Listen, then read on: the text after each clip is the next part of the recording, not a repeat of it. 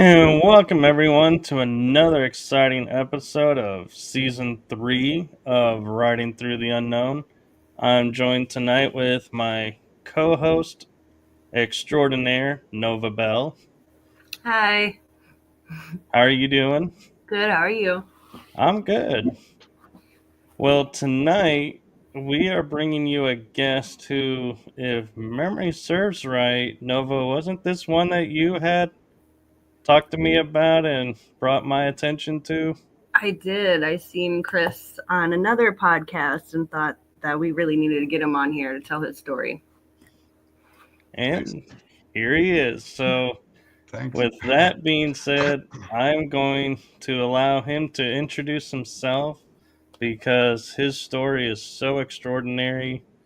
I don't think I could do it justice in a quick summation. So, I'm going to turn it over to the one, the only amazing Chris Laterreur. Thanks. So yeah, my name is Chris Laterreur. I'm originally from Quebec. I got recruited in the Montauk, like the Monarch project. It's a MK Ultra, a sub project, and I was recruited at the age of 6. Um, the preschool brought us to a job fair. There were like people talking about their trades with tables and stuff like on their table about their trades. And the last booth was like military and cops, and like they had guns, drug samples, and they offered us like to participate in a secret project. We had like a bunch of checklists to fill out. Um, like what kind of field we wanted to be and all, and me and my buddies like we all wanted to be the badass like with guns, so like we were all hitting for the worst of the worst, and like even the teachers were there like behind us, are you sure, because we didn't know that at 6 years old that this was like gonna be the trajectory of our lives. So anyway, like we brought some papers to our parents to see if they were okay with this. From there, brought back the papers. We had an appointment with John Gattinger, like he was the chief recruiter from for the CIA and like many other secret services around the world, and him and like cops and all, and they were like talking to my mom about like the benefits of like doing this project, like they were all just all around her, like spitting her head and saying like, "Oh, it's gonna be true light trauma. You won't remember anything. Like he's gonna be a genius. Like his all his brain, like both sides, gonna be synchronized and like working compared to like the average of people are like not half the brain is working. So through those trauma." Like they make that everything is like synchronized and everything works. So a nice show with a lot of money at the end. Uh, benefits, support from like those important people, and also like they made like a lot of people rich in town. Like they recruited a bunch of kids, and from there like we all agreed like parents couldn't ask question about what was going on in the training, and like we couldn't talk about it to our parents. So like if like something was happening, it could be a test or so, like they made sure like we weren't comfortable to communicate about it at that age, and like the stuff they were doing was so awkward and so like wild, like we weren't comfortable talking about that kind of stuff. So yeah. So from there, I got uh, first appointment that I was by myself, and I went there. I met another kid. That kid is actually my buddy still today. Like, and like we met. That's how we met. Like that first appointment, and yeah, it was like we had some checklists to fill out. Like the cartoons we love, the Persona and Star Wars, stuff like that, just to like size us, analyze us, and to know us like from A to Z, and so yeah, and they gave us something, and they sent us in the yard, like a kind of drug or something, and like they sent us in the yard for maybe half an hour, 45 minutes, something like that, to probably let the time to the stuff to kick in. Mm-hmm. So me and my buddy, like that's how we met and talked and like became friends. So and at some point they came and got us back, and we had this. It's kind of a machine anyway. Like they brought us in different office, but like in my office it was a machine with like eye exam, but like different. There were like different colors and all, and they were passing like brutal images in there, like all kinds of stuff, like that a kid shouldn't see, like so. Like through repetition all the time, and like with different lenses in front to see under different colors. A lot of like the German guy with the little mustache, like Mm-hmm. a lot of stuff about that, and uh, yeah, like it was like murder scenes, like orgies, like all kinds of stuff like that. Like suicide, like people cut up in pieces, like like the a kid that's like 6 7 years old shouldn't see this. So anyway, like through all repetition, through all the colors and all, just I don't know, to get us used to like under like to be used to that kind of stuff, like under every color kind of good thing probably. So once this was finished, we had to sleep an hour in a little office before we could leave. So like, and we finished our test at the same time. So like that was probably the same exact test that Eric was doing there. So yeah, we slept an hour, and after they told us like we couldn't stay, like we couldn't talk, and we said fuck it, and we became friends from that day, and we're still friends. But yeah, like that was the first appointment, like. And yeah, like after a bunch of appointments, like all like getting worse and worse and worse, like till like Montauk, that was the worst. Like like we were in panties and like underground, like the floors were like old concrete with like a lot of water and like bloody, like bloods from like probably 10 years of like passing kids through the cages, and like getting beaten and bleeding. Like there were no beds. Like so like the only thing that was really like washing those floors was the kids that were getting like waterboard and thrown back in the cage. Like the bit of water was diluting, but like, it was 10 years of that, like the cage area.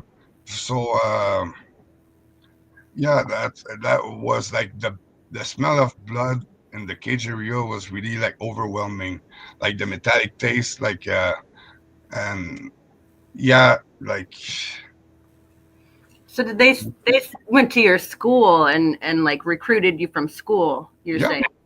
yeah.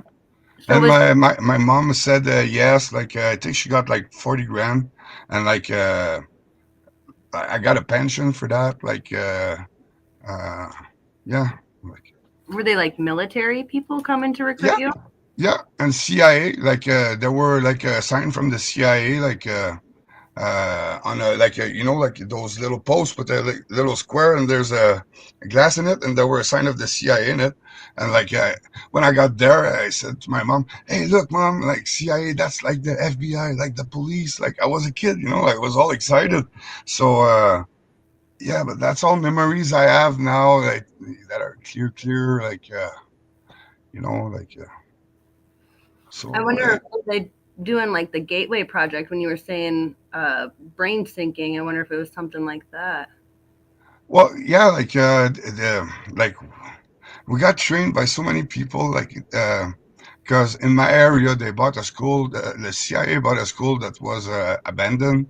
They bought it for $1 and they had to refurbish it. So that was the deal, and like they refurbished it, and like that was used mainly for the Monarch project. Like there were a few regular kids that weren't taking part of the project, but like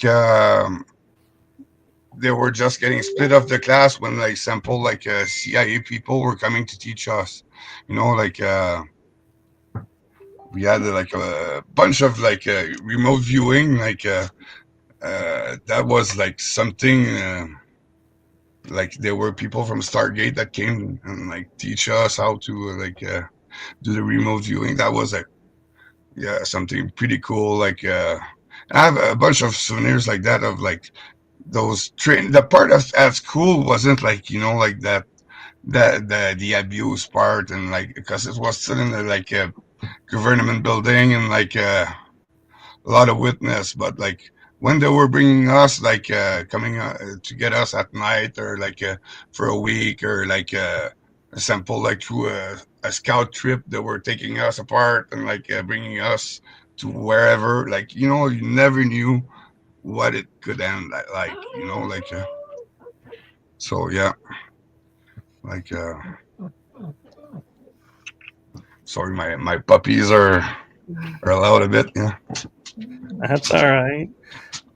And I'm curious, talking about like the Stargate projects and Monarch, do you have any recall or any knowledge of going through like the Stargate and Yeah operating with other races? yeah, like this I honestly like we're not alone, like that's for sure, like and like you see a bit like my background on the purple, like the Stargate is actually a bit like the real the movie Stargate, the watery look, but Right. it's that purple, okay, and it's really like a purple like on my cover there, and yeah, we were just like they were sitting us on the Montauk chair, and we had to like astral project through it. Like they were bringing us like on the Montauk chair. There were like a mask, and they were making us breathe like a new flower that they just discovered in the Everglades in the 80s. And like I'm talking like the shot like the 12 August 1983. Okay, and like he was like Jack was like telling me that like that was what I was breathing in the mask. The name of that flower is like a ghost flower, like epiphat. It's a floating flower, a ghost flower. So yeah, so like epiphat. So that's found in the Everglades, Hmm. and like they newly discovered in the 80s. Okay. So that was the part that I was breathing in the mask, and he was showing me also a lotus, a white lotus in front of me, and like telling me that this was used since ancient Egypt, like in rituals, and like just calming me down from like all the trauma I just lived through the cage area, and like like seeing a kid dead, like draining in a pan, that like traumatized me. Like I was scared of looking at him, like and my buddy Steve, like uh, he wasn't moving, or like I was trying to talk to him, and like he wasn't responding at all, like just like no sign of life. I didn't know if he was dead. He made it out of there, but like he didn't made it too long after. So yeah, but yeah, like that's the kind of memories that he was trying to calm me down with the talking about those flowers, and like Preston, while Preston was like looking up everything, putting catheter on me, and like all those like plugs on the new app, because it was a new app that time, because usually it was a white hat, like a cotton type, and that time it was kind of a net, and like I asked like, what is it, and like they didn't have anymore the other one, So like so yeah, like he hooked all those little probes on it and whatever, and like they put the the Stargate, like the portal in front of me, like they adjusted it in front of the chair, and yeah, like talking to me and all, and giving me like I had to go through it and go and open my gateway, and like that Jack would guide me back, because like the risk. I was really good at like doing astral projection, but I was doing it locally because like they were scaring us about like getting lost. So like I was just going to the place I knew around, and like, but I was doing it on a regular basis. So that's why I was good. So but like that was the first time I was going far, and like most of the kids that died at Montauk died like that, like through like getting lost in astral projection, and also like yeah, that's how like this was going on there, like for the most part, like So yeah, I'm curious, as you're talking about, like, getting lost in the astral, and so they didn't make it back. yeah. Were there med beds or like bacta tanks or water tanks there? So if you got hurt, they there were could.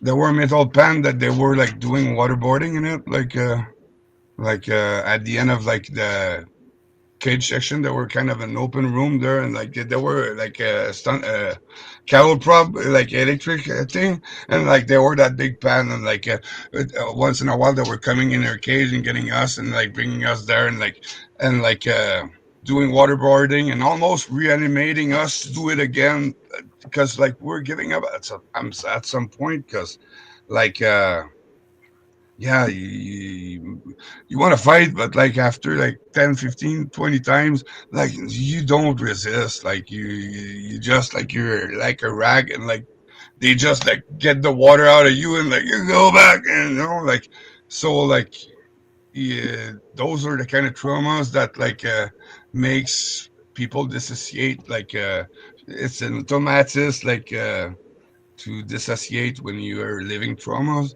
like kind of protection that the body has, and that's what they were looking for.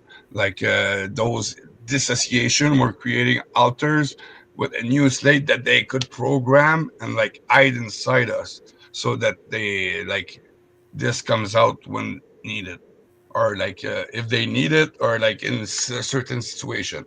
So like storage like inside us that we don't know where it's coming from, but yeah, it's all kinds of stuff like that. So yeah, that's like most of the well, not most, but like it was divided like in the few aspect, like there were a lot about the satanic, because like Michael Aquino was in this, and like the Temple of Set. There were a lot of ritual about this, like we like I remember like being brought to like Ramses II, like the exposition in Montreal, and like there were like people from the CIA that were checking us, and like on what we were really focusing on, like the artifact that we were really focusing and stuff, and yeah, like when I record the tape, like when I rewind the tape, like wow, like that's like you realize all this, like and Aquino, and like because like at some point, like because like when they erase your memory, and it's something that you have to rediscover, like, and yeah, like sometimes you get on a shock, like discovering, oh, what the fuck, man? Like that's wow, like like yeah, some stuff is pretty wild, and like it's like the what's wild is the number of kids that didn't make it out of Montauk, because like supposedly it was like 1% of us that made it out alive up there. So like that's the I think the hardest place, like to the anyway the Monarch project, like the Montauk place was like Camp Hero, like like yeah, and I thought they were building heroes on that chair, like stupid me when I was a kid, like because like I got offered to go there because I completed like a test of like a astral projection in a water case, like a closed water case, being waterboard, and I had to go and get like two words that my cop handler was holding on him, and those words were like propaganda and constitutional. So like when as soon as I said that, like, cause there were like a two-way speaker in the cover, and as soon as I said that, like they stopped the machine and like yeah, it was like they were happy, like cause their thing worked, like 'cause it was kind of like. A tough situation because imagine yourself like you're laying down in a gasket shaped box like full of water. They're tying up your head so you can't like lift your head, like and you have like the water close to an inch from your nose, like so and as soon as they close the cover there's something that starts to splash in this, and just like yeah, it's waterboarding extreme. So like Oh, we were all getting out of there like crying, and like they were like just like hey, shut up, they were like super rude with us, like through those tests, like we just had to get used to it. And yeah, like that's how they treated us, like so that's intense. yeah, like and I'm not the only one, like that's my story, but like like there's probably kids that had it worse than me, and like hopefully like my story will intrigue people to look at the other stories too, and like like cause like this has to be like exposed, and like I was saying earlier, like the book I wrote is like my statement for the action class against the Adam Memorial Hospital in Montreal, like and the CIA, and like it's my statement with like a few little text extras, like one from Ron Patton from MKZ, and also like a few pictures and all to make like a kind of a book, but like it's the truth, like behind the mystery of Montauk, what happened that day, the 12th August 1983, like without the bullshit and like the stuff to make a story out of it, because like my story is probably as wild or wilder than like what they diverted it to, because like they don't want people to know the truth, like because it was like that hard, so yeah. Well, I almost wonder if they make some of these movies and TV shows and stuff, and give it like just so everybody does thinks it's fiction. You know what I mean? Yeah, yeah, well, Stranger Thing was like based like on Montauk, like on the monsters, like, on my story, and like it's funny because like a lot of the thing, I got saved by a cop, like the cop was in my life after for the rest of my life over there, and like yeah, like the mom there had the same car as my mom, the same color, like during the project, like the stuff like that, like, and that's just like looking at it like through like that. I'm sure if I would like focus on watching this and like listening, and like I'd notice a bunch of stuff that's related to my actual story, like, and yeah, Absolutely. so I'm curious, as you talked about, they came to you and you were approached you.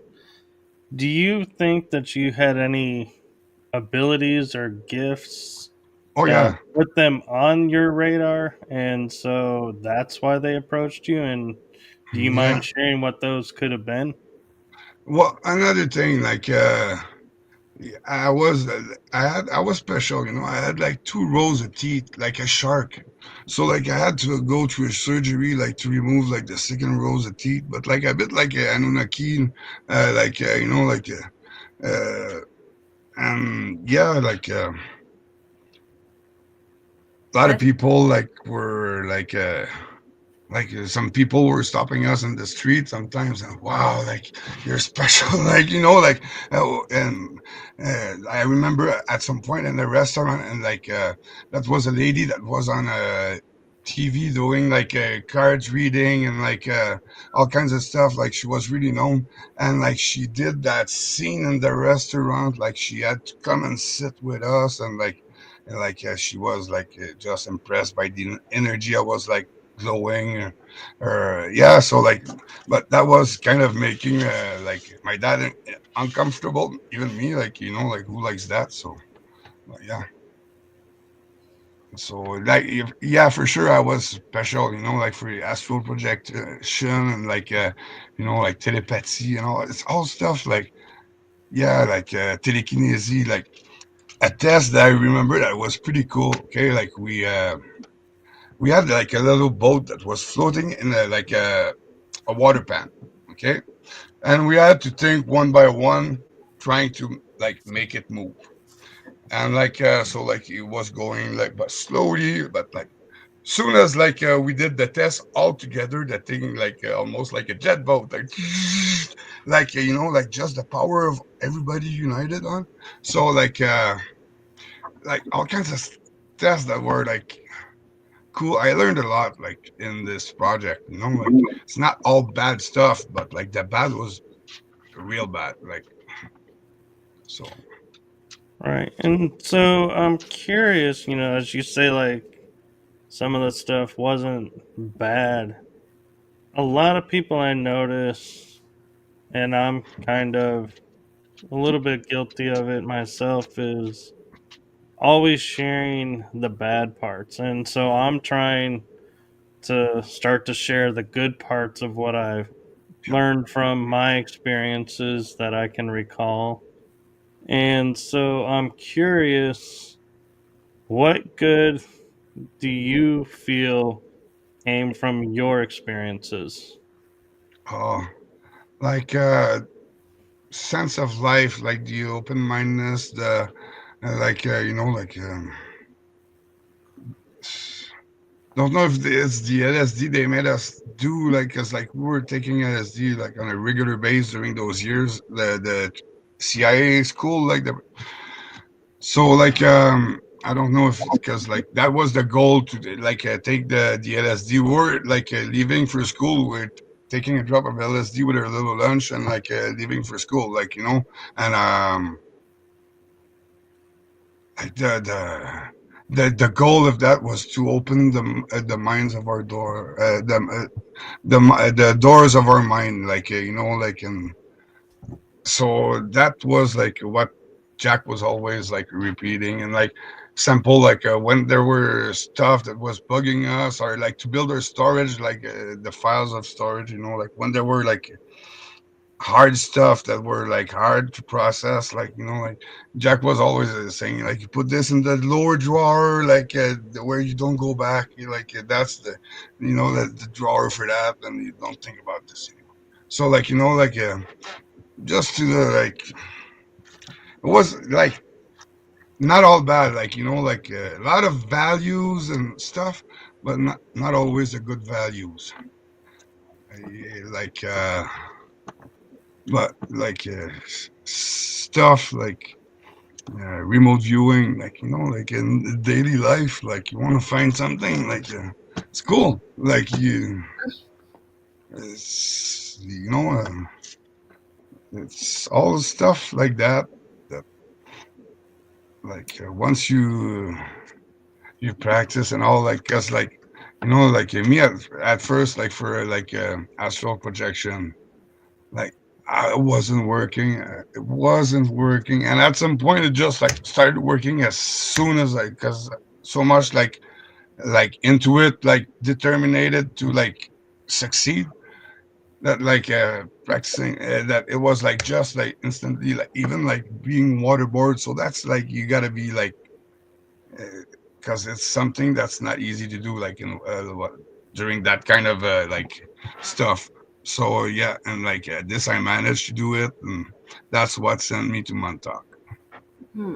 So yeah, there's a lot of tests. Like one of the tests was like we were put asleep for almost a month.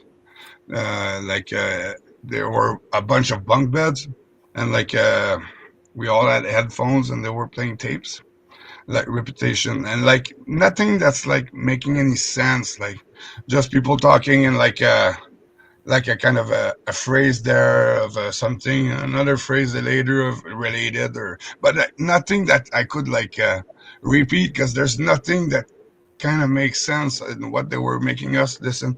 And like they were just giving us drugs so we sleep, and they're coming to wake us up to send us to the toilet, and like back to the bed, and like that was for a month. And like me and my buddies, we all remember this, and we even like build a place for the other kids.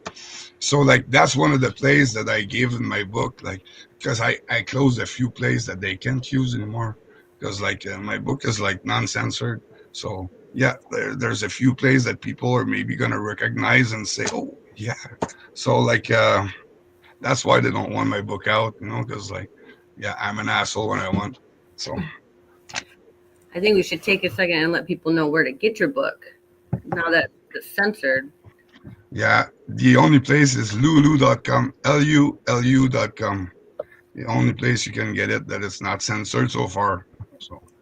So yeah, like Amazon banned it inside 24 hours, and they banned me for life from opening an account. And like I lost like 2 YouTube channels because of that. Like yeah, so like it's out, and like it won't like it's coming out. And what's the name of the book so that people can make sure they get the right book? It's Terror at Montauk, like the last moment of Camp Hero.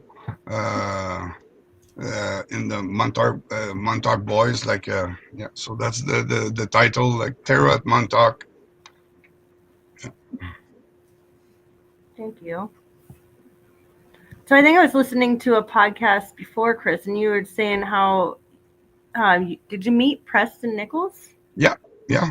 I saw him like a few times at Montauk, but I also saw him like the last time I saw Preston Nicole was probably like a few months after Montauk closed, Montauk happened, and I was just starting to see back my dad, and like we were in the flea market in the uh, Laval area, and the Great Montreal area. So and who comes in the flea market, and starts running after me, Duncan, Duncan. So like I was like kind of numb to that, but like he starts like talking to my dad, and like, you recognize me, and yeah, like, and like start explaining to my dad like what happened there, and how bad the project was, and how special I was, and like and he was there to go buy some like electronic parts uh, at the flea market, and so but the night he was organizing psychotronic event or something like that, and he offered me and my dad to go, but it was like 5 hours drive to reach that place. So like my dad but my dad talked a while with him, so like and yeah, like, and Preston is actually the one that got me out off of the chair, like when the monsters were like breaking off the place, and like he brought me to like those military trucks, because there were like two military trucks with like a big tarp in the back and two rows of seats. So like they brought us in those military trucks, and they gave us like a gray blanket, and because we were all in panties, and somebody went and get some um, jogging suits, like some were gray and blue, and some were like a green and gray, and they dispatched all the suits to us, and at the same time, like a yellow bus, a school bus came with all blacked out window, and like they made all the kids transfer. But like as I was transferring, my carpenter arrived, and Preston like came and got me out of the bus, and said to my man, get him out of here because they'll use him as a guinea pig. So like from there, like we followed the bus for a while, and like we stopped at the memory motel to clean me up a bit because I was like all beat up, full of blood, like he had to bring me to my mom, you know. So when I got to my house, like my mom was freaking because like usually the kids that were going back home after Montauk had a little like kind of a week of the healing, to heal and stuff, but I didn't have that week. Like I was freshly beat up, kicked, and like yeah, so yeah, she was like freaking. Like they locked me up in my room, and like I still hear their conversation in the kitchen. Like you know, like my cup handler didn't know what to say because like he wasn't there on the spot when this happened. You know, like he just arrived when like they pulled us out. So like he was just saying to my mom like Jack's gonna come, like he's gonna explain everything. Like so I couldn't go out and all because I was like so like beat up. Like so I had to wait till Jack came, and like once he came, he told me like, okay, let's say a story that you felt like next to the light tower, like in the rocks, like at your trip in New York. So like that's what I had to say. Like when I started going out after he came home and all, and it allowed me to go out and play, like because yeah, like after the like it took a few days before he came, like because yeah, it was like a big thing. Like the Montauk, like the Camp Hero closed that day, like those monsters save a lot of kids, like you know, like the kids that were in the bus, and that's like I'd like to like get in touch with some of those kids. Like I hope some are still alive. Like so, yeah. Anyway, like if they hear like me talking, they'll remember exactly like how it was. So yeah, Do you think they you would should. recognize them if you seen them? Sorry.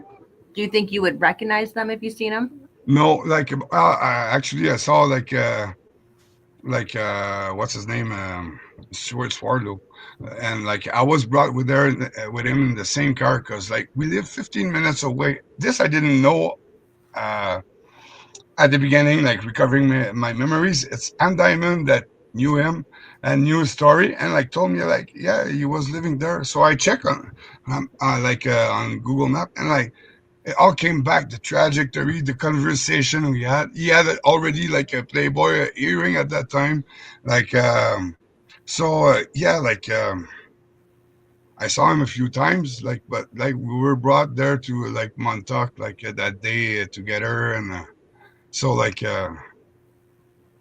yeah, and like but you know you look at I would look at him today, like without knowing, like this was a little kid.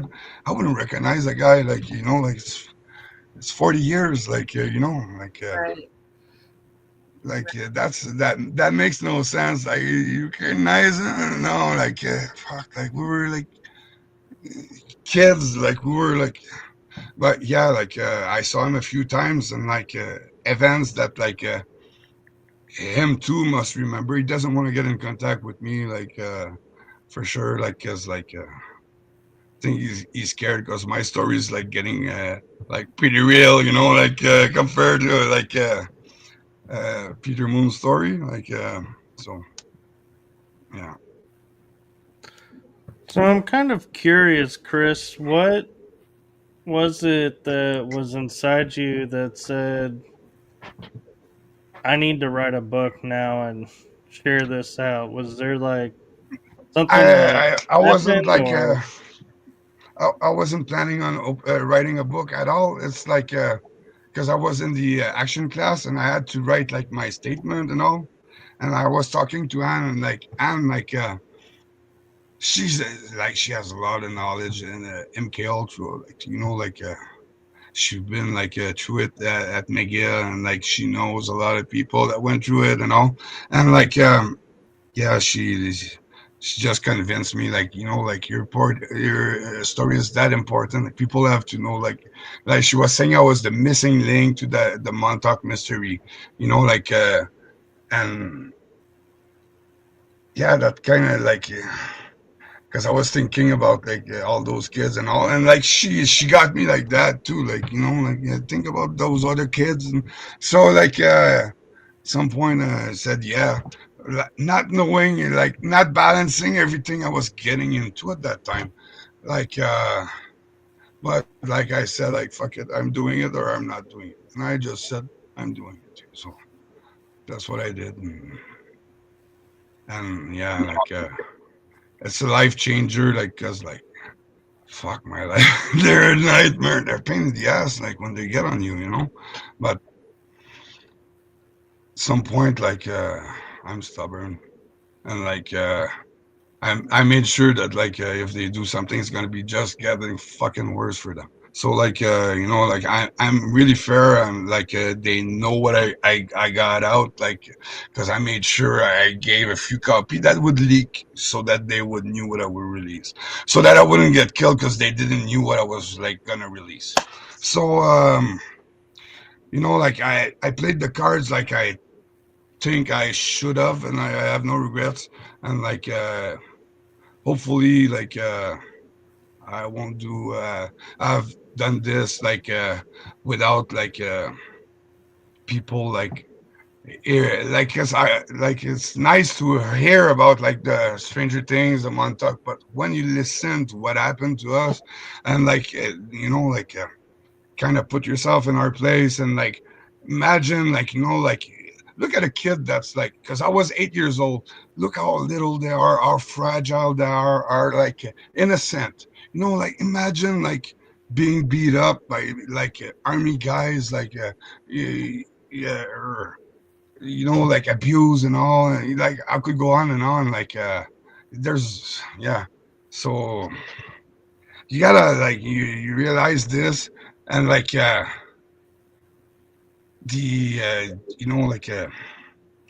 the new drugs that the elite consumes, this is something that has to stop, like it's there's one way to do this, and it's through torture and killing of young kids, and that's that has to stop, and I don't care if they're mean. I'm meaner than them. Like yes, I'm. My story's out, and I'm there to stop this. I stopped with Montauk. With my book, I'm closing a few places that they can't use, 5, 6 places.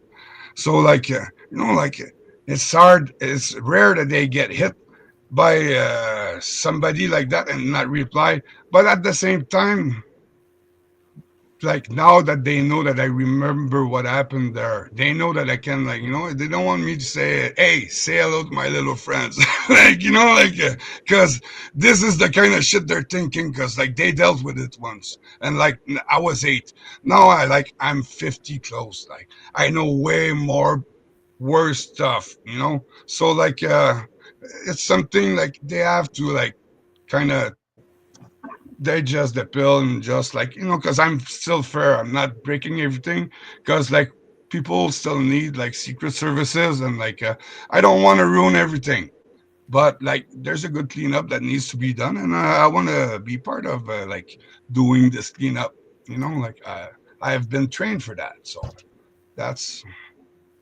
yeah.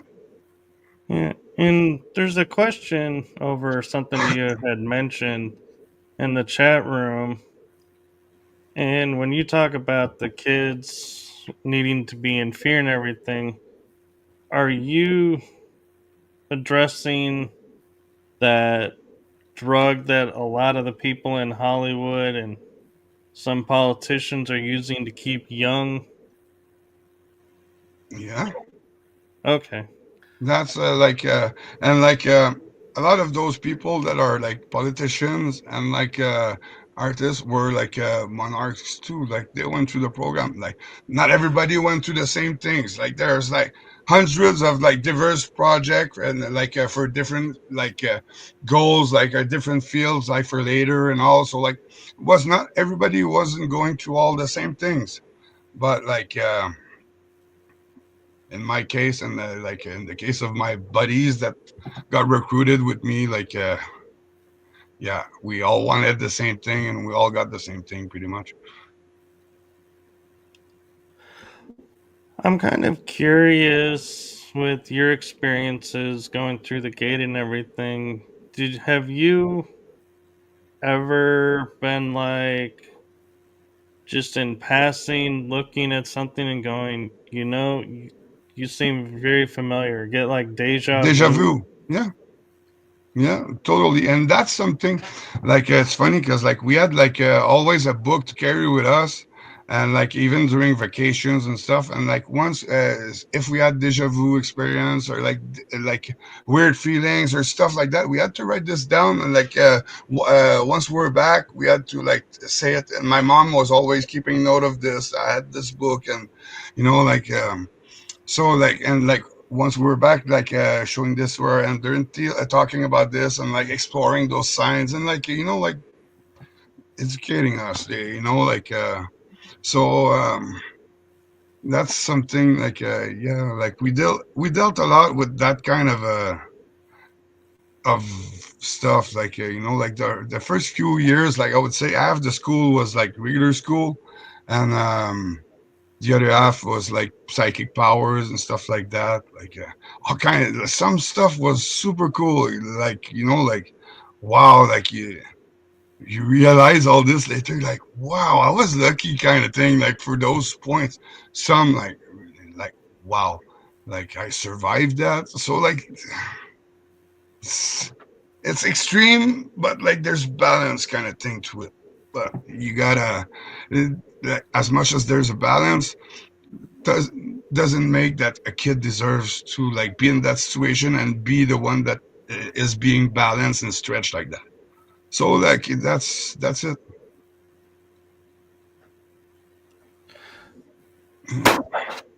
Sorry.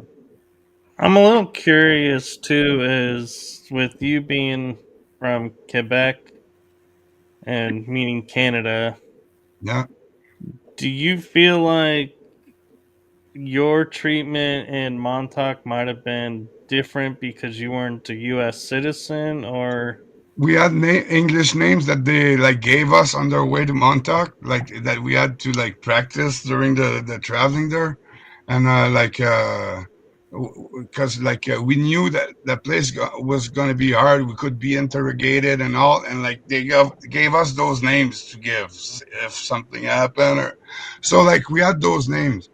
And my name was Duncan Cameron, and we stopped at Duncan Cameron. I had this little Duncan donut cup and the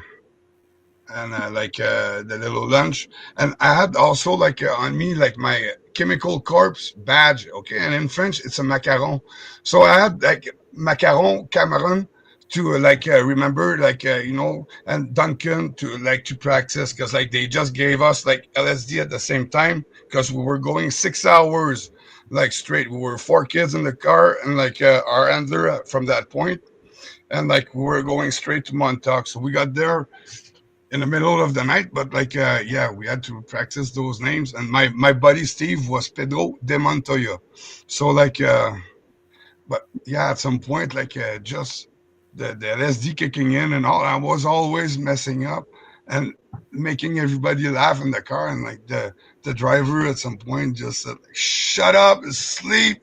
So yeah, we all turn around and look our side of the window and did the ride. But um yeah, we passed to the customs there, and we didn't even stop. like the guy at the second floor, it was like a brown brick building, like the U.S. Canada borders, and like the guy at the second floor just like waved them the hand like that, and my handler just waved the hand, and like they were used to see cops traveling kids like that, like so. We got to Montauk. It was like middle of the night, and we got out of the car like.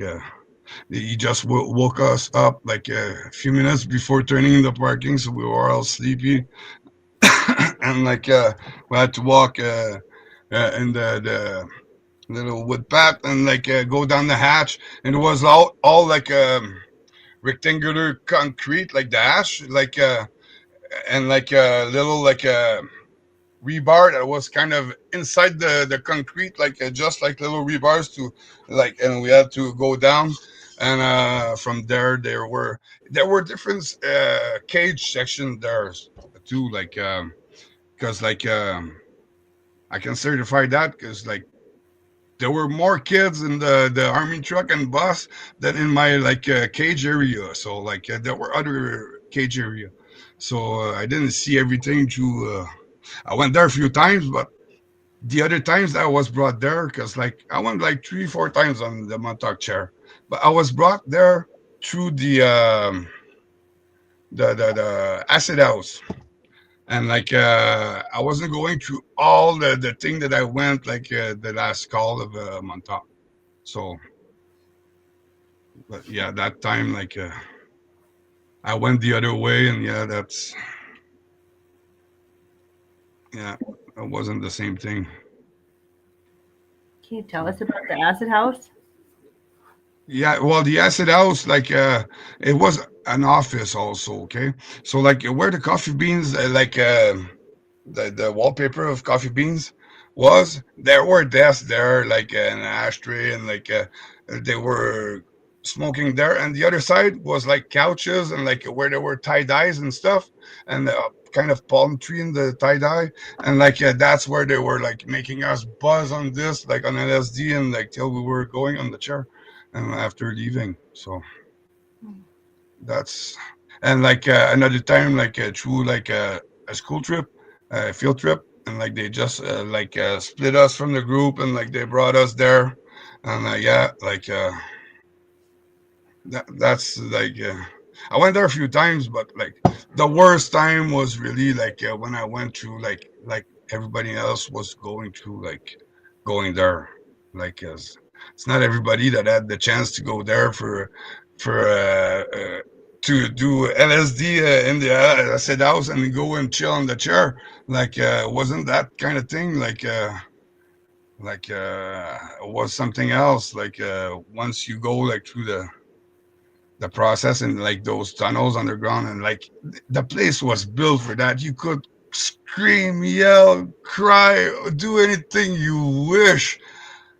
Nobody would hear you or come for you. Like you know,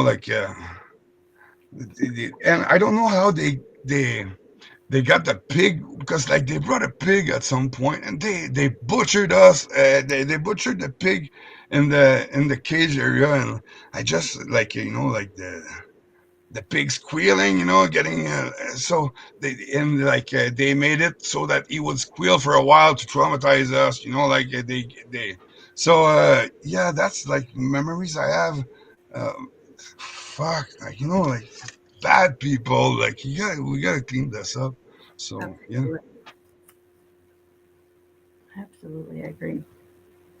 So the acid house is that the one where it's different, like wallpaper in every room, right? Well, there were a side that was painted tie dyes.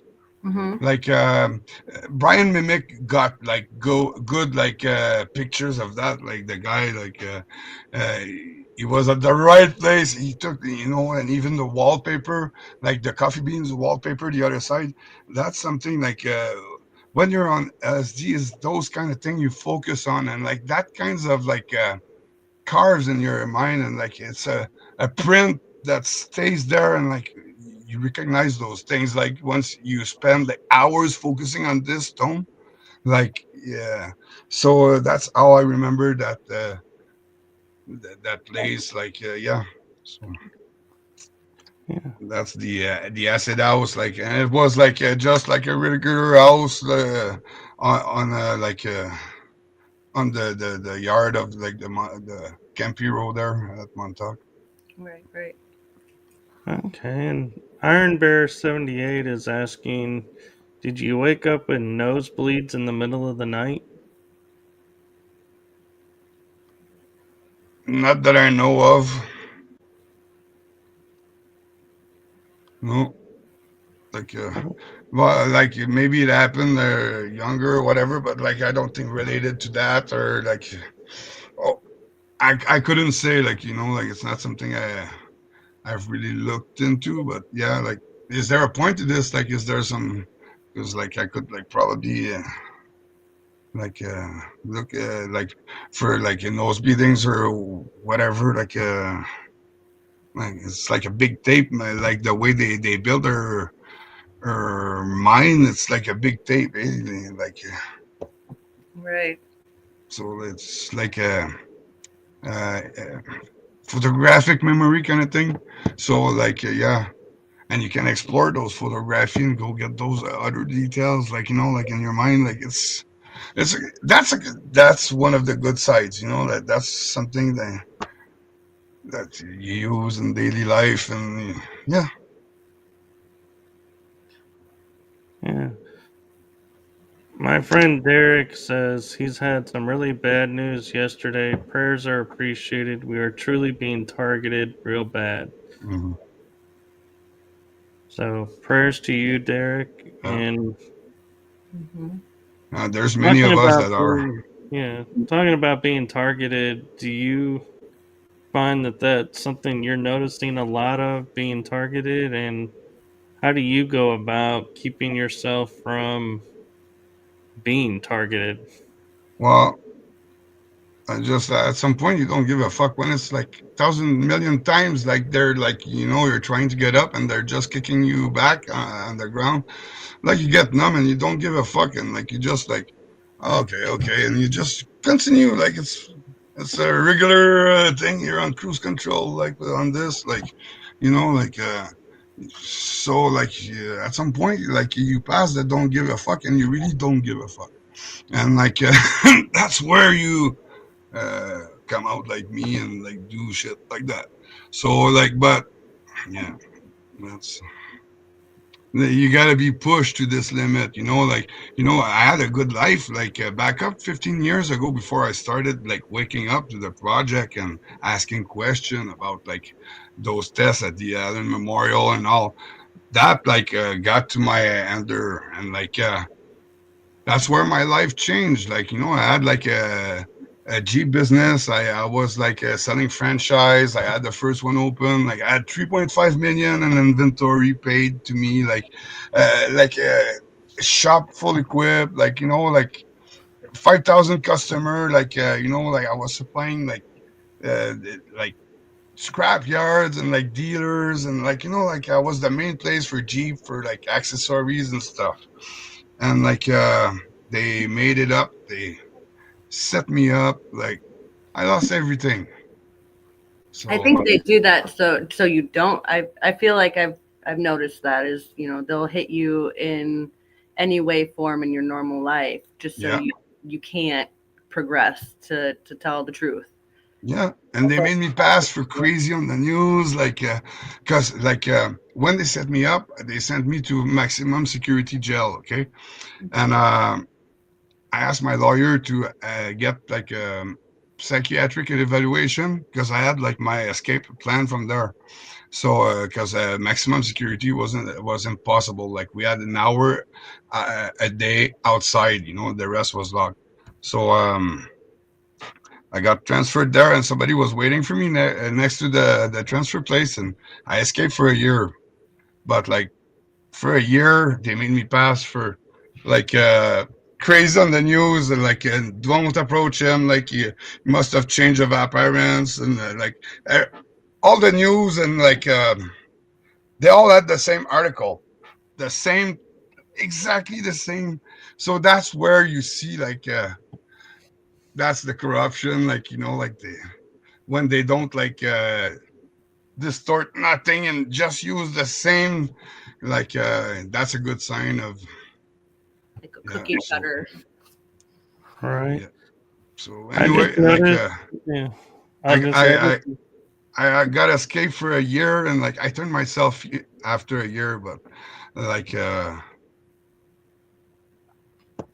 it could have been like because they wanted to give me like 20 years, and by doing this, like I proved that they were wrong, and like because I didn't go and kill everybody and like do nothing bad, like and turn myself in. So like they were just fucked up, and they're like what they were trying to prove against me.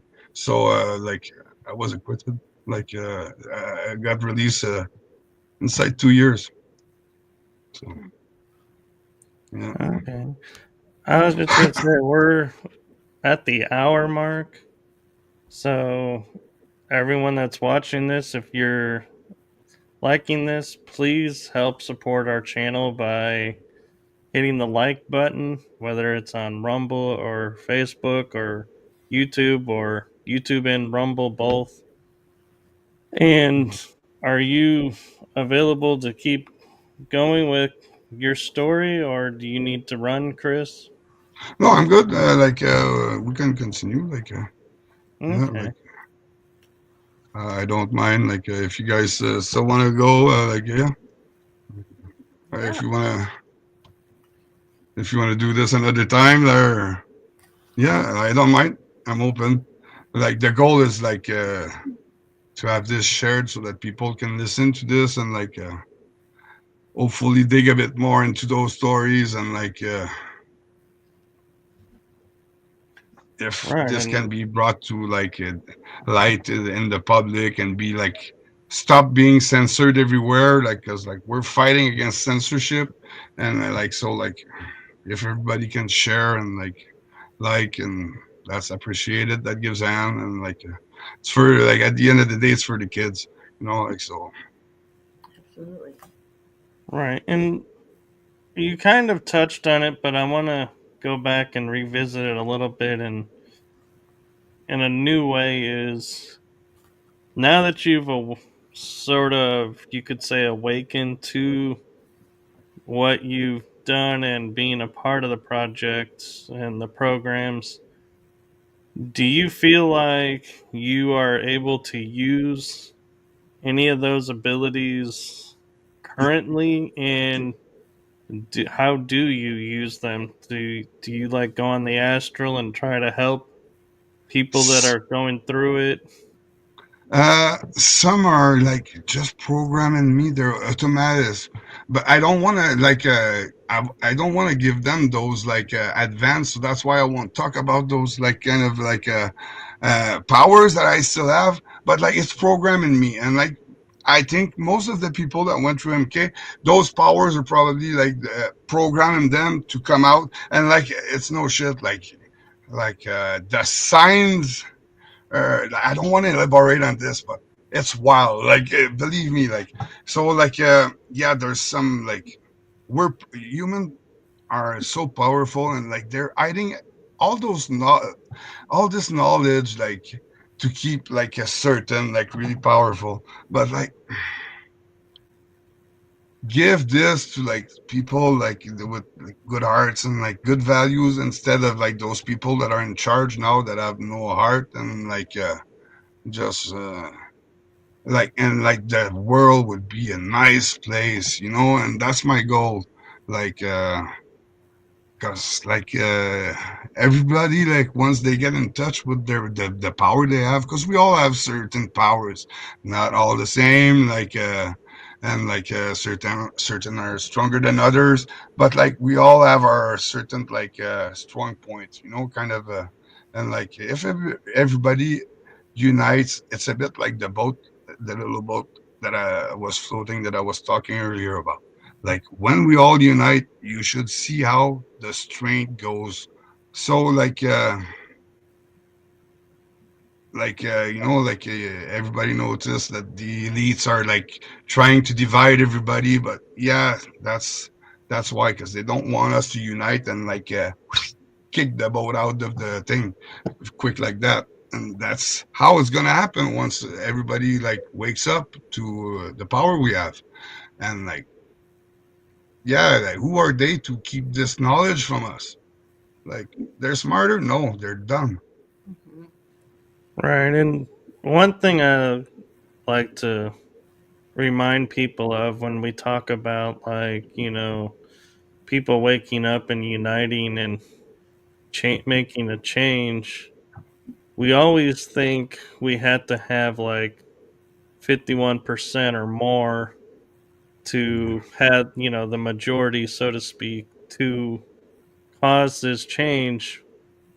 But when you go back and you look at America when we were getting our independence, it was less than 1% that stood up to the mightiest empire and lasted 5 years and finally got help from another nation. But we stood on our own for 5 years to prove that we had the mettle to not just say we wanted freedom, that we actually were willing to fight for it. Yeah, And other nations then started to come in and support. So when we're talking, and like Chris is talking about, uniting and bringing down this programs and all this negativity in the world, less than 1% toppled an empire. So you don't need a majority to do it. yeah, You just need people willing to yeah, say, yes, this is what I believe, this is what I want. And that's all you really got to do is yeah, just share out that energy and it'll topple itself. yeah. Like, the thing is to be genuine. I think it's the way you reflect the most, and like another thing, I'm trying to like be interviewed, finding a way to be interviewed on a lie detector, like but like that's not easy, and like I couldn't like go and like pay for somebody and like do it by myself. It wouldn't be valid. So like somebody has to surprise me at some point and like, hey, okay, I got a lie detector. You go on a live show, just so that people like, like imagine the live show, like people asking like a question about the monsters and all on a lie detector, like like the truth about Montauk, like imagine how this video would go viral. Like that would be just insane. And like that's the way to get the billion people of the follower of Stranger Things to like know the real face behind Stranger Things. Like what happened to us, the kid there, like who was doing, like the military, the government was doing this to us, the cops, like people have to understand this, like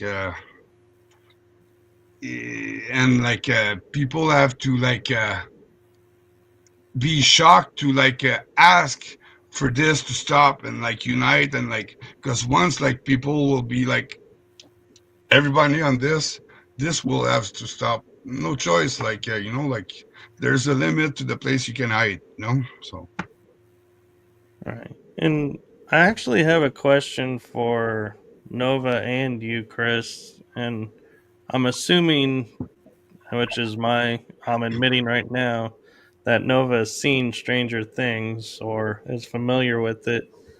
Yes. What do you think was the symbolism and like hidden message of the fact that it was a little girl who was crossing over and able to cross the dimensions and do all of this when all the programs we've had up to date, it's always men that are leading the charge or being the hero.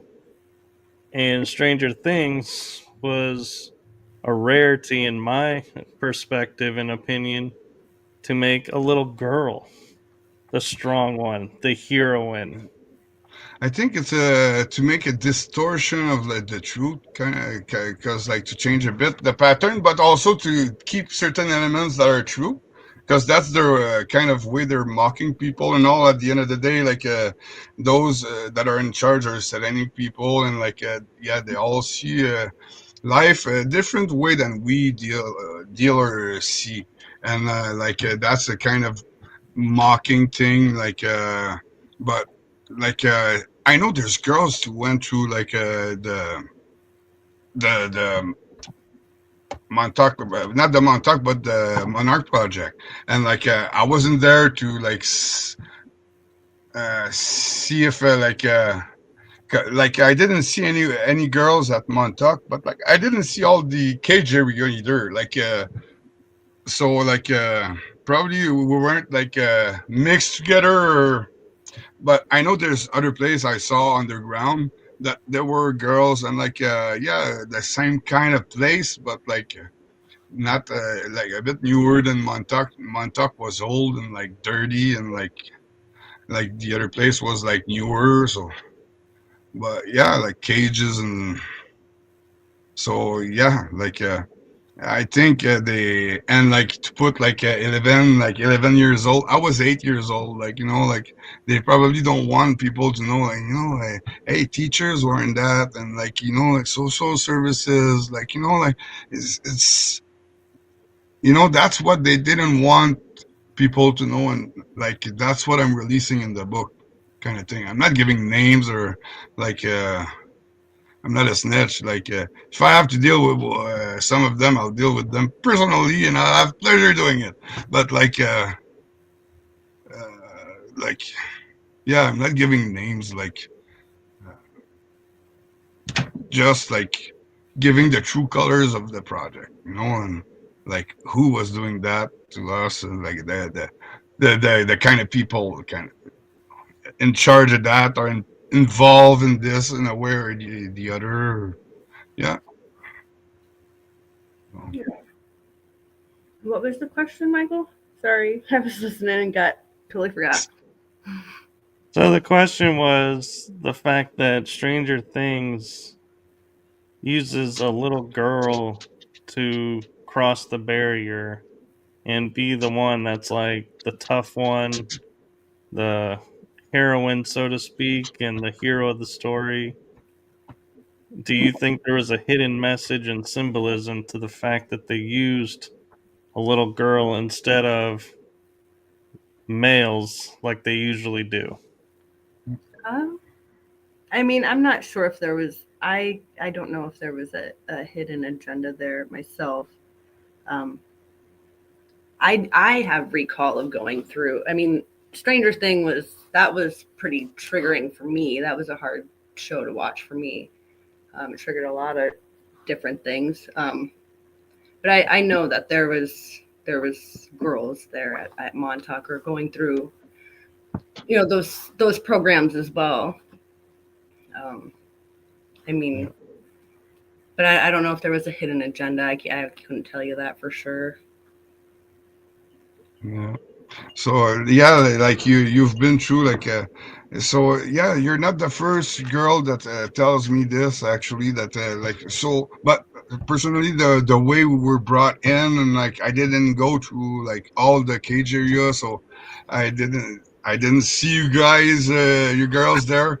So but yeah, the place was so big, like that, like people don't realize how, like the dump bays and like the tunnels everywhere, and how big this is everywhere. Like like you think like our tax money is invested up here. No, like it's down there. It's nice. Like like that's where the money goes. Like so yeah. I'm curious too with both of yous. Like, I've talked with Christy and a couple others, and I have memories of training, and the training to like combat training wasn't gender specific. It was if you were in the ring with the girl, you were in with the ring with the girl. There was no distinction And Yeah. so I'm curious if both of yous, with your experiences, do you have memories of training, like combat training with like males and females, or do you have memories of just one or no memory of combat training?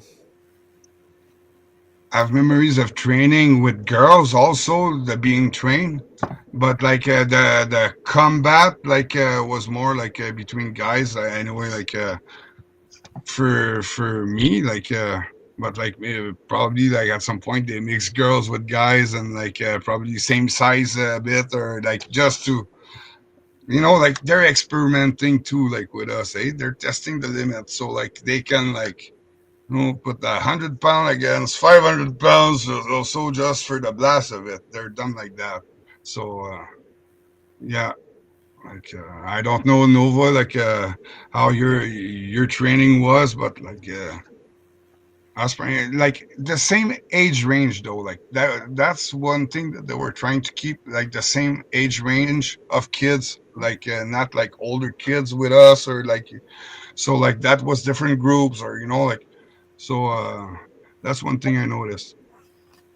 Yeah, no, I I agree with what you're saying there too. I think there was a mix of both genders, but it was the same age range for sure. Yeah, so I think that's how they were doing it, like like probably like that type of training for that age, and like and as you go and but like another thing that's like you guys, like nobody talked about this, but like the Montauk chair, Hmm. like that was like a serious piece of technology, okay? Like what we were thinking about, like there were a little like table that they were bringing like on the side of like the, like on the right side, okay? And behind the little screen, like there were a little computer screen, like a little tiny screen, and behind this there were like that little table with wheels and like a pole, and like there were a power cord on it, like on the pole, and there were like on the middle shelf like a projector with three lights, and they were like hooking it up in the air with two bungee cord and lining it up on like the top shelf of that table at a little kind of machine with a little slot of light that was coming out like a straight, okay, and like so this the lights of the projector pointing on this, and like what we thought was appearing as an hologram floating over that. So that was like, like, hey, we're backing up in the 80s. So like I think like the legends about like that chair coming from Roswell accident is like really plausible, like from my experience on it, and like the thing I have lived with yeah, on it, and also yeah, so that's something that like a lot of people were talking about, like yeah, that like stuff was appearing, but nobody like said how that was working, and like sometime it was on the right side, and I remember one time they put it in front of the chair, and like but like a bit on the left, and like they hooked it on a pipe, and with the bungee cords. So yeah, like those are all memories, like like when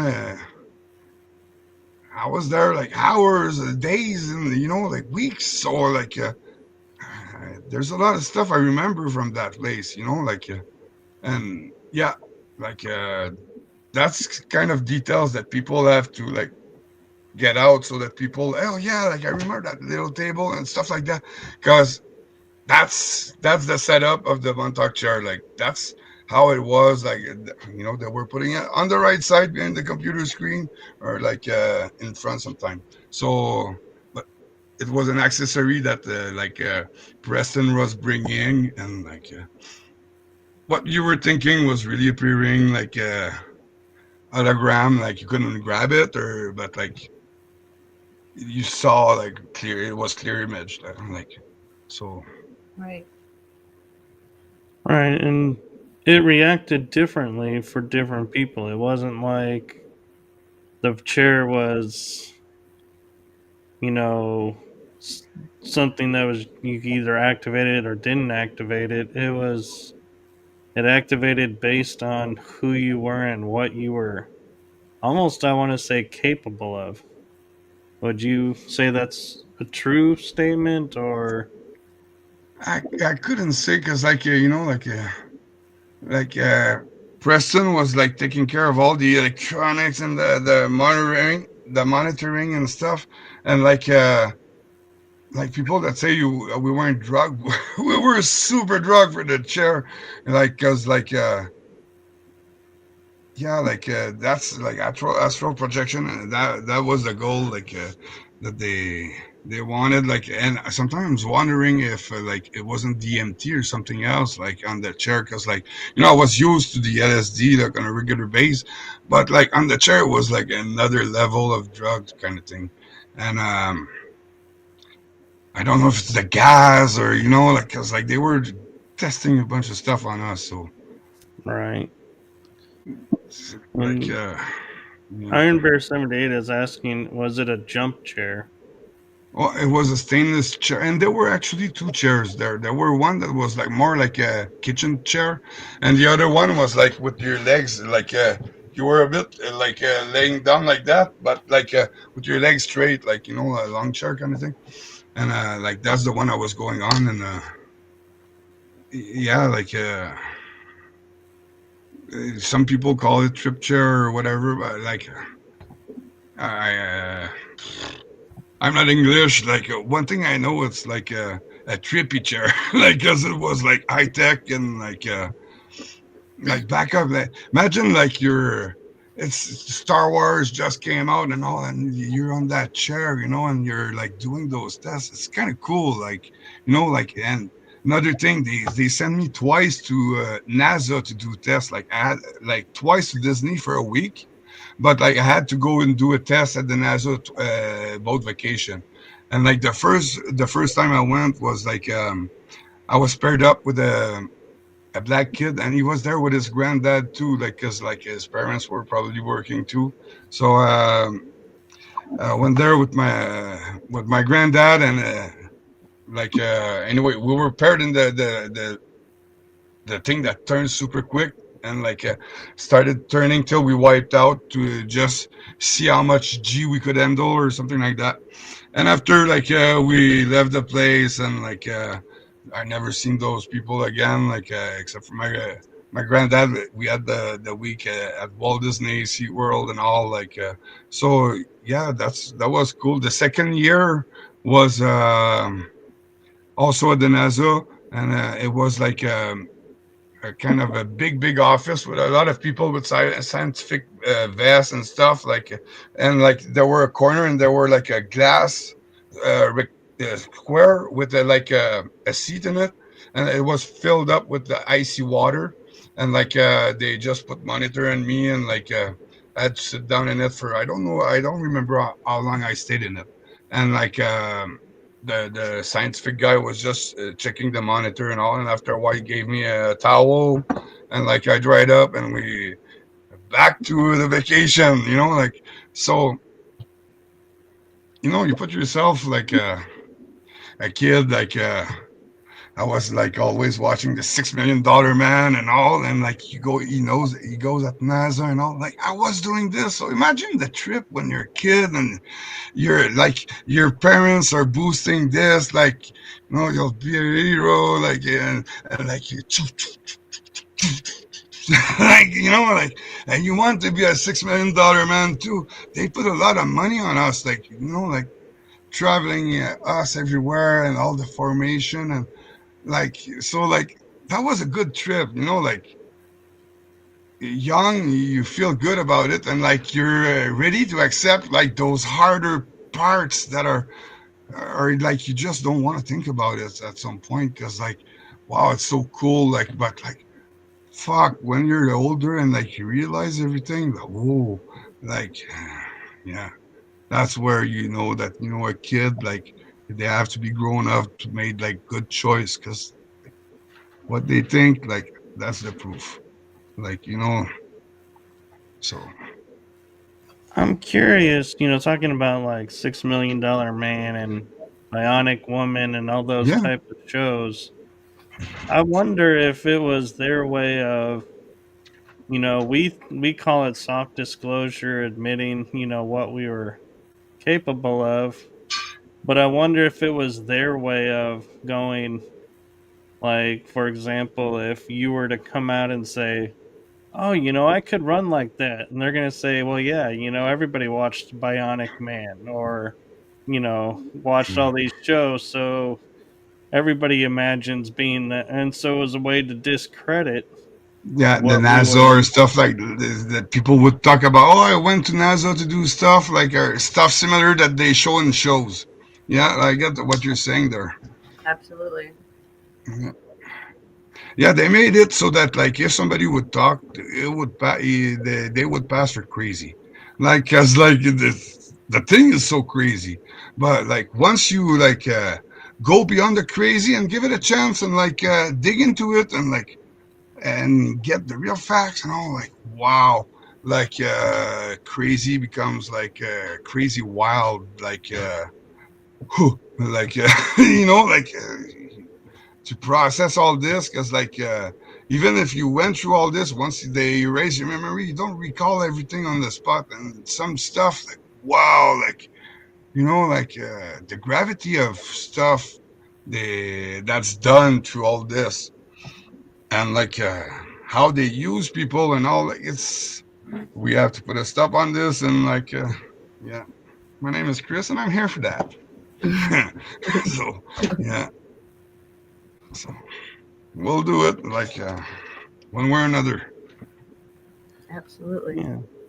So we're actually approaching now an hour and a half, and so do you have any last minute questions, Nova, that you want to ask? I don't think so. I really Well, enjoyed talking to you though, Chris. Thank you for coming. Likewise, thanks for having me, guys, and like I appreciate you, like your efforts you're doing on exposing this, and like yeah, hopefully everybody can unite and like do a bit like you guys are doing. And a little question for you, Nova, like were you from like the? Because I know like a lot of people were from Quebec, but not only from Quebec. Like that was just one of the area, like.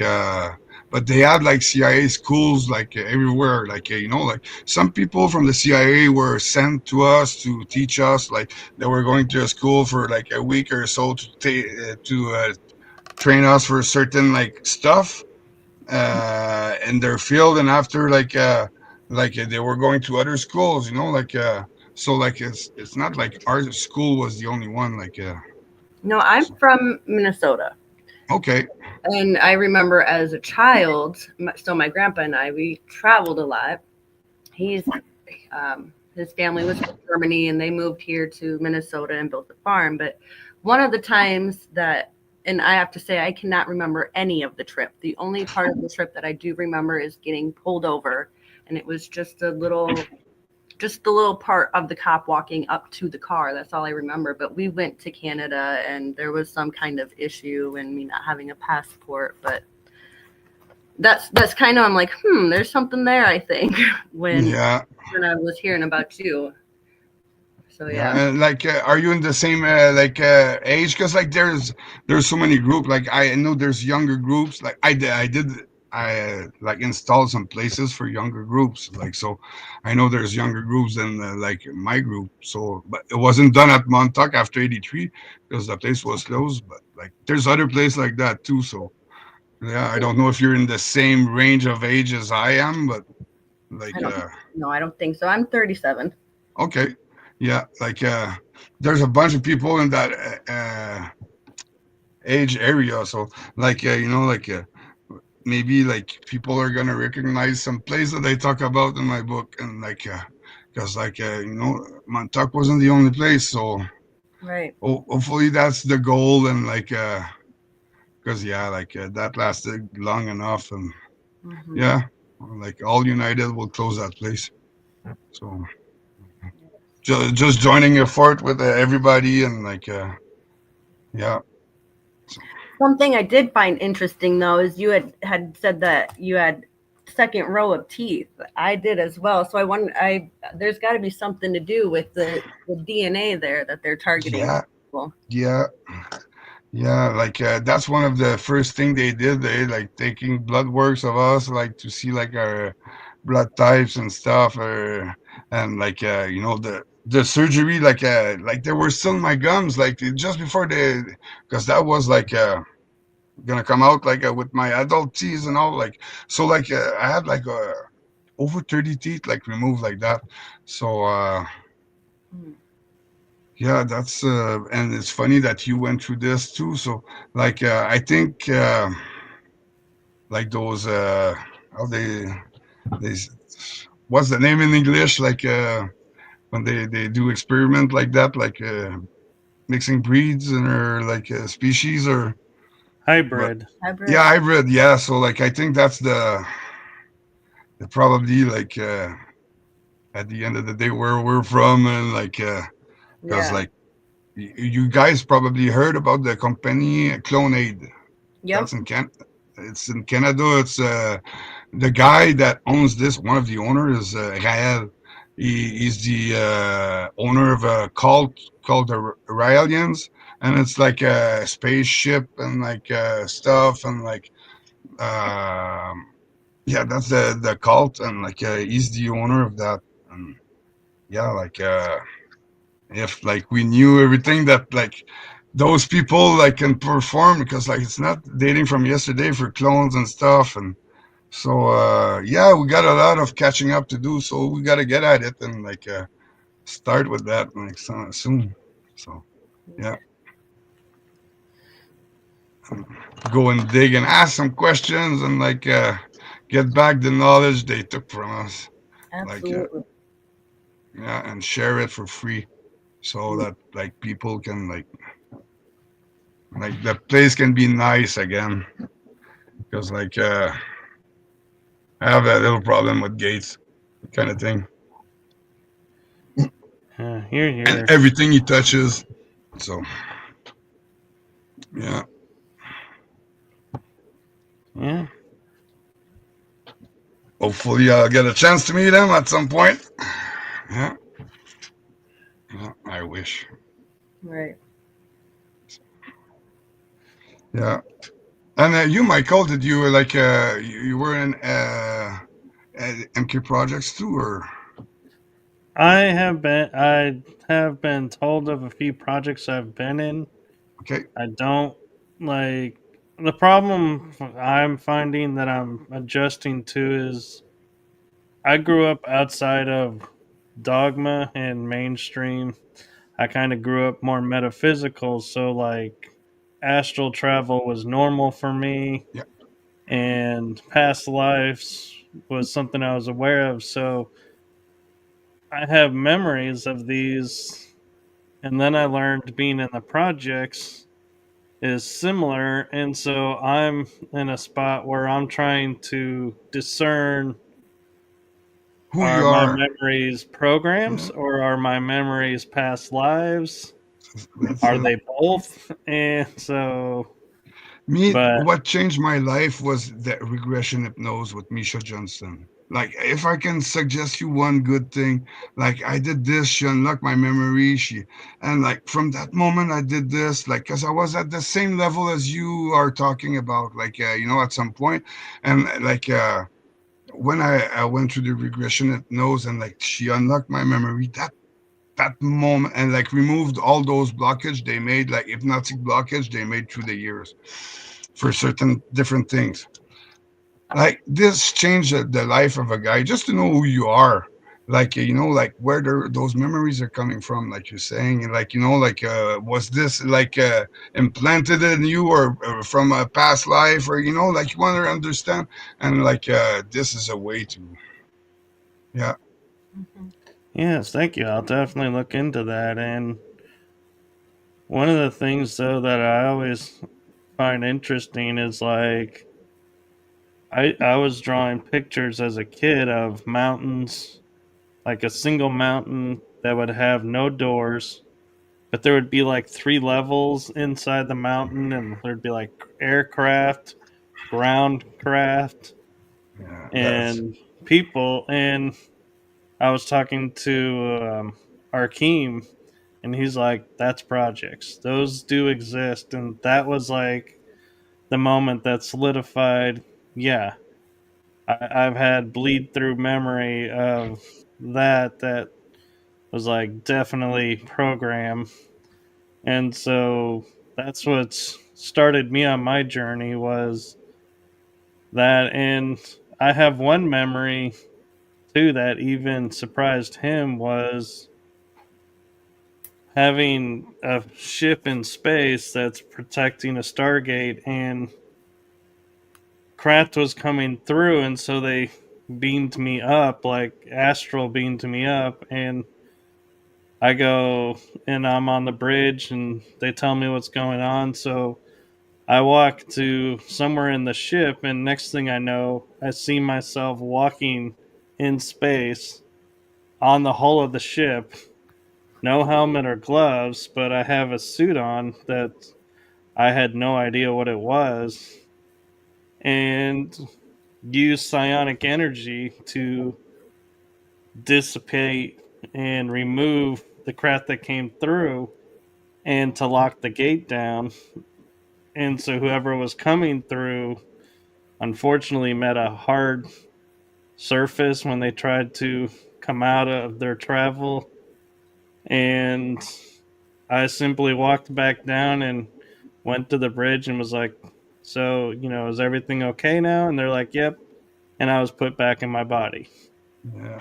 A lot of people are like that I'm talking to, like their role is a lot in the ether, like in the astral like planes. Like a lot of people are meeting through there, and like I think it's a big part of the work that has to be done. And like those people are like doing working on this, and like because like they're attacking us from everywhere and every aspect. And like if that's there's this many people that recognize them that recognize themselves through like in those astral planes, and like in this etheric like world, like so like there's there's magic, and we don't understand everything yet, and we have to have access to those like those knowledge that are hidden from us, or just like distorted, so that we don't know the truth, like. And yeah, once we deal with this, like everything deals together, and like we fix the problem or we don't fix it. Because in my case, I don't have the intention of living 30 seconds in their like fantasy fuck world that they plan for us. Like it's a joke. It's nobody wants that. Like I can't imagine myself like having cameras all the time on me, like fuck. I don't go to cities because of that, like like I hate that. So imagine like a world where like they want, like because I've seen like the extremity of their plans and stuff, and like their goals, and like believe me, nobody wants that. And like it's time now to like everybody unite and like stop this, because it's getting late, like to like we'll have to fight hard, but like at some point or the other, this fight needs to come, and like hopefully sooner than later, so that we can like start planting the new seeds, and like build this new world, and like see a bit the fruits of it, like in our lifetime. Like I'm not talking about something that's gonna take 2,000 years to like erase of our history. Like once we get on it, it's not long. Like yeah, it's not long. I agree. I'm looking forward to it too. And we'll definitely have to have you back on because there's like, I feel like there's so much more we could be talking about and Yeah, more my to delve pleasure. into. And we're unfortunately short on time. And so, Yeah. Nova, since you were the one behind this, do you want to end the episode? Oh shoot, I don't even know how. No, but I really would love if we could get Chris back on. That would be awesome. Yeah, anytime. Like you guys are genuine and like the effort you're putting out, exposing all this, and like if we can unite and like show the example, and yeah, like I'm all in for that. So yeah, let me know anytime. I'll be honored to be on your show again. Well, thank you, and we're honored to have you as a guest. And I am grateful to Nova for introducing you to me. And Same. so, thank you, Nova, for that. And thank you, everyone in the chat room. And thank you to everyone watching. So, wherever you are in the world, make it a beautiful day, evening, morning, afternoon. If you're asleep, hopefully you're having beautiful dreams and will wake up to a beautiful day. And with that, I'm going to say good night from our show to you, and enjoy. And do please remember to hit the like button. That is so important for shows like ours to help defeat the algorithms that are out to suppress the information or to shut it down. And so by hitting that like button, you are helping us to beat the, what's the word I'm looking for? My mind has just gone blank. It's when they are trying to Yeah, they're keep on our something from case. coming out. Yeah. It's Yeah. like, I can't think of the word. The to beat the algorithms that think of it as like conspiracy, trying to keep us from sharing the truth. Censorship. Thank you, Iron Bear 78. That's the word. Awesome. So, all Well, right. So, thanks guys for having me on your show, and yeah, like Thank you. hopefully we can do this again soon, and yeah. yes, we'll definitely be in touch and have you back on this season. Thanks. Yep. Thank you. You guys have a great night. Yes. Good night, everyone. Bye. Bye. Let me make sure I hit the right button.